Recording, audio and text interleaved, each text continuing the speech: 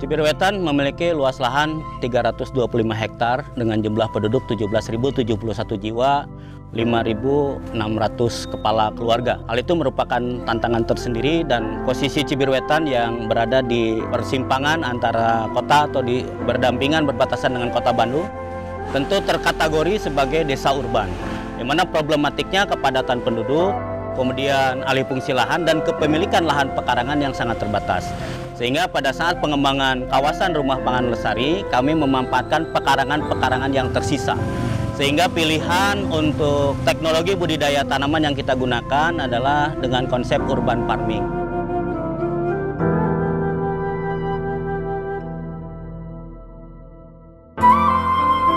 Beberapa hal yang menjadi dasar kenapa kaum perempuan didorong untuk memiliki aktivitas di bidang ketahanan pangan. Yang pertama, secara ekonomi tentu kita melihat ada problematik sektor persaingan lapangan kerja, kesempatan berusaha, kemudian masih rendahnya penghasilan ekonomi rumah tangga. Tetapi ketika didorong melalui gerakan-gerakan ketahanan pangan, kaum perempuan mampu membantu rumah tangga. Pada beberapa kasus, ada beberapa kelompok di desa kami, KWT ini benar-benar mampu menopang sebagian kebutuhan rumah tangga. Dalam hal ini, PKK Desa Cibiruetan sebagai pembina dan penyuluh kepada kader ataupun masyarakat yang ada di Desa Cibiruetan. Pembinaan ke KWT ataupun ke Posyandu diantaranya memberikan penyuluhan ataupun pembinaan tentang ketahanan pangan dan cara bertanam dengan yang baik. Alhamdulillah Ibu di sini nggak terlalu sulit ya, karena media penanamnya alhamdulillah tanahnya juga subur. Biasanya kami didistribusikan ke BUMDes. Di BUMDes biasanya udah ada yang PO dari Posyandu. Ya dari Posyandu itu biasanya buat pemberian makanan tambahan buat bayi balita.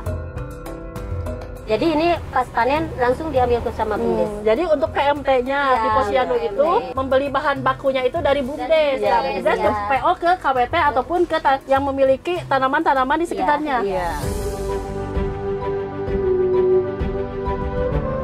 KWT Indah Lestari ini fokus tentang pengadaan bibit. Bibit-bibit untuk media tanam ada beberapa bibit-bibit yang dibuatkan di KWT Indah Lestari. Sedangkan kami di KWT Pintar lebih kepada pengelolaan hasil tanaman organiknya. Selain itu kami juga mencoba melakukan beberapa kegiatan lainnya, diantaranya adalah Expo Pintar yang kita lakukan setahun 2 kali dan mudah-mudahan nanti di tanggal 8 ini kita melakukan expo lagi. Untuk KWT Mekar Abadi, kita bekerja sama dengan Bank Sampah Mahiwal. Dari kompos bank sampah itu menjadikan pupuk untuk Mekar Abadi.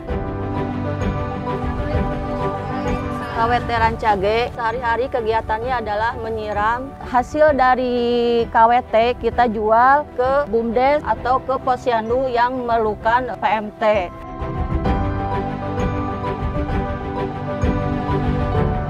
Jadi fungsi dan peran BUMDes di Desa Cibiruetan sendiri, di mana fungsinya untuk meningkatkan produktivitas ekonomi di desa. Program-program kerjanya itu didasarkan pada kebutuhan masyarakat dengan bertujuan untuk mendapatkan profit, baik untuk desa dan juga manfaat untuk masyarakat desa. Sebenarnya kita punya 9 unit usaha, hampir sebagian besarnya sudah profit, di mana kita juga salah satu unit usahanya ada wisata, terus ada juga pengelolaan sampah yang memang sesuai dengan kebutuhan masyarakat, ada juga pengelolaan sumber artesis, penyediaan air bersih, dan kegiatan perdagangan lainnya, di mana BUMDes ini berperan untuk menyerap kebutuhan dari kelompok-kelompok tani, kelompok-kelompok budidaya. Kebutuhan-kebutuhan mereka kita penuhi kebutuhan produksinya, kemudian salurkan juga hasil produksi dari mereka untuk kebutuhan masyarakat dan juga untuk kebutuhan posyandu-posyandu. Salah satunya untuk PMT juga, penggunaan PMT di posyandu-posyandu. Kalau untuk unit usaha yang menonjol secara omset, kita itu punya unit usaha Mitra BUMDes. Mitra BUMDes ini omsetnya stabil setiap bulannya. Sampai sekarang kita belum jalan 1 tahun, udah omsetnya 170 juta.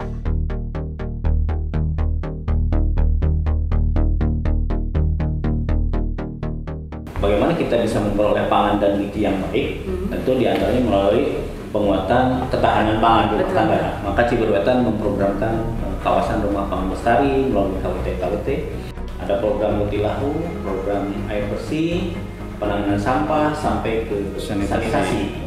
Sehingga konvergen didukung juga oleh penyuluhan yang baik, asik perubahan perilaku, pemberian insentif, Kemudian juga pemberian alokasi anggaran untuk PMT sampai mencapai 68 juta untuk penanganan stunting, pemberian BIKI selama 90 hari terus-menerus.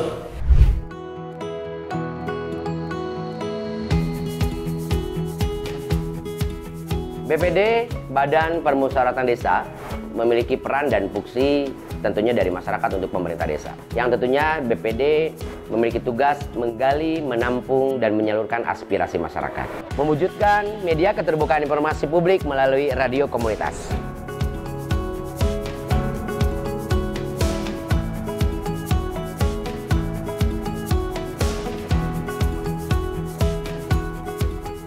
Dalam rangka mewujudkan suatu kondisi desa yang maju, mandiri, sejahtera, dan demokratis, seorang kepala desa perlu memiliki visi berdesa yang kuat. Selanjutnya, visi diwujudkan dengan kerja kolaboratif, menggerakkan seluruh komponen masyarakat, memperhatikan arah kebijakan pembangunan desa dalam rangka pencapaian SDGs desa.